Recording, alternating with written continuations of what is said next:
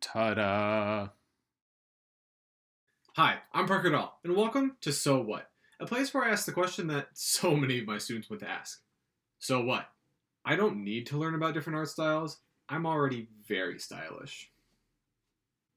Today we will talk about two different styles of art, Mannerism and Baroque. And the first thing we need to recognize is that the Renaissance happened. In fact, Raphael and Michelangelo will be referred to as the Divino. Kings would literally beg them for a sketch. They had perfected the use of realism in creating works that looked natural. Following the death of both Raphael and Michelangelo in the 1530s, artists were left asking the question, what now? Did you have a question, doll? Oh no, it was rhetorical. Sorry for the confusion.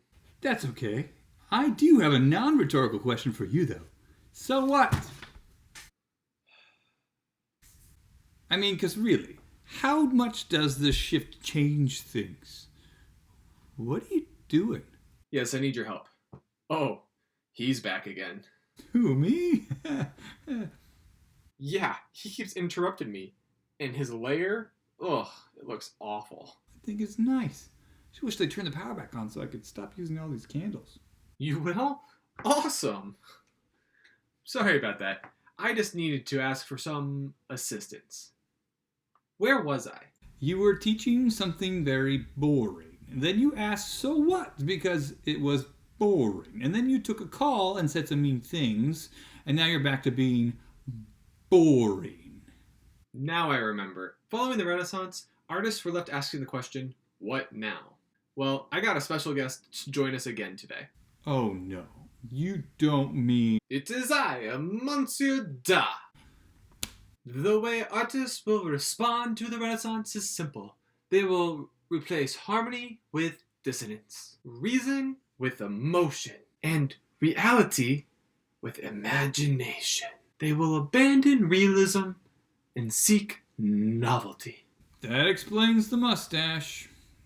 We can see examples of this novelty through the distortion and elongation of figures in Parmigiano's Madonna with the long neck. Both the Madonna and Child have disproportionately long limbs. This style most likely is utilized to display a heightened sense of drama and movement.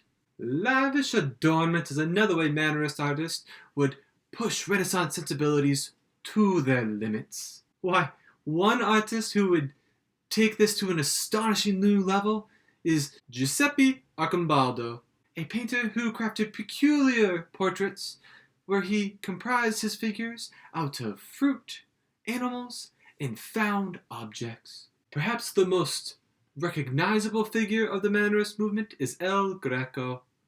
This Spanish artist will adopt the Mannerist form when he moves to Rome to study the art of the area. And as you can see in this piece of work, he utilizes the elongated limbs and note the garish tones in terms of the hue of the color palette. These works of art are highlighting instability as opposed to the order of the Renaissance. It is almost as if they were living through a more chaotic time. They were. Rome had been sacked by the Germans and the Spaniards, and the church was losing its authority due to the Reformation. Fascinating. Now, a new style of art will develop from Mannerism. Baroque art will take all of the drama of the Mannerist and combine it with the realism of the Renaissance to create the most ornate style of art the Western world had ever seen. In fact, artists from all over Europe would travel to Rome just to study this new development in the artistic craft. Western art tends to emanate from Rome for some reason. Actually, in terms of the Baroque era, the Catholic Church had a public image problem. During the 1600s, popes began financing magnificent cathedrals and grand works to display the church's triumph after the Counter-Reformation and to attract new followers. The idea was to overwhelm people with theatrical, must-see architecture. And so Catholicism basically funded the Baroque era as an advertisement that read, "Please come back." You're such a Baroque queen. Get it? Because Baroque art is filled with drama like a drama queen. You two are the worst. I think now would be an appropriate time for an example of the Baroque era. Caravaggio. Here you can see the intense use of realism and the stark contrast between the dark and the light. The painting of the conversion of St. Paul is something that had been done countless times, but it will be Caravaggio who will see it from a new light, depicting the saint flat on his back, looking up after just falling off his horse. It is this peculiar perspective that is going to allow for just a little more curiosity to enter that viewer's mind. A student of Caravaggio's, Artemisia Gentileschi will become the first widely known female artist. As you can see here through the brush strokes, these artists bored everyone. Actually, Artemisia was a 19-year-old art student when she was raped by her tutor. And after, when she accused this person in public of committing this crime, she was tortured with thumbscrews until she recanted her statement. After her attacker was acquitted, because torture, Artemisia devoted her life to painting women who wreak violence against men who wrong them. She depicted feminist subjects utilizing Caravaggio's main technique of main figures portrayed on top of a plain black background.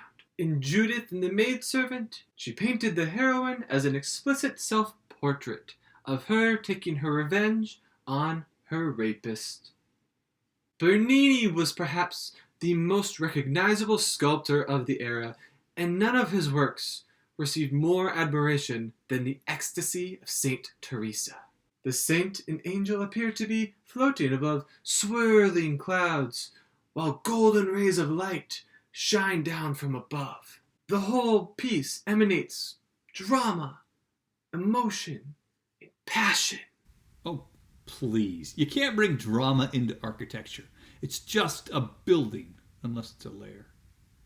Francesco Borromini was a rebellious and mentally disturbed genius. Originally a student of Bernini, the sculptor, he will go on to become his main rival in specializing in architecture. The variety of curves and countercurves can be seen here, where the walls appear to be in constant motion. Whoa! I feel like they're following me. But did anyone care about this stuff outside of Rome? Sir Anthony van Dyck will become the court painter to the English king, Charles I. While there, he will revolutionize the concept of the court portrait. He will paint depictions of humans as though they've paused in a natural moment, instead of painting figures that look as though they've been posed, just waiting for the picture. You can see an example of this here in The Hunt. Here we can see the genius behind the craft. Flattery. Charles I was actually a short, portly, plain person, but under the brush of Van Dyck, he became a dashing cavalier, surveying the field as though it was the battlefield. You see, under Van Dyck's vision, he didn't just paint your portrait, he painted the portrait as you wish to be seen. This would become a staple for all absolute monarchs across Europe. For while some artists will use the drama to create elaborate works of art, many of those leaders will try to use that artwork so that people may see them through that most beautiful of lens. Au revoir! There are dozens and dozens of great artists from the Baroque era, but as you can see, the skills of artists are spreading to new lands and more people. This era of art will be a fantastic advertising tool for the people who can control it. Thank you, and have a nice day. They were so mean to me today. I feel like they don't respect me. If only I could get them to see me as an authority. I know.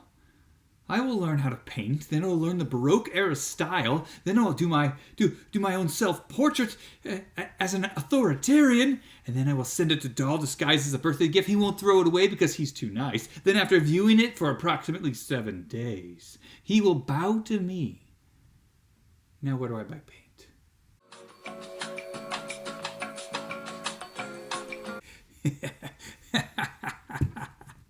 And so it begins.